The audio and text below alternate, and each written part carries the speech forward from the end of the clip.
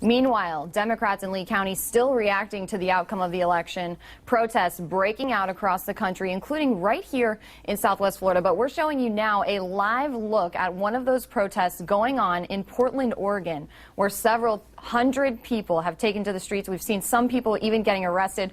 Police in riot gear have been telling those protesters to get on the sidewalk or face arrest. This is the fourth day of protests around the country. For In Your Corner, Sam Sosa speaking with the chairman of the Democratic Party in Lee County about why these protests are happening and where the party will go from here. Protesters chanting "Love Trump's hate" in downtown Fort Myers, unhappy with the new president-elect. Tempers flaring in front of our cameras as Trump supporters defend him. Newly elected Congressman Francis Rooney speaking out against the protests happening all over the country.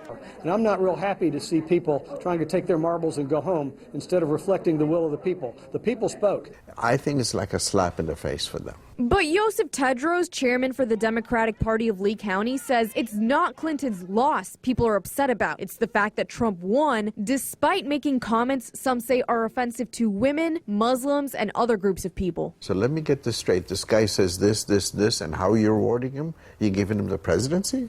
So I think there's a reaction. He calls it a reaction. And this is how people are showing their grief.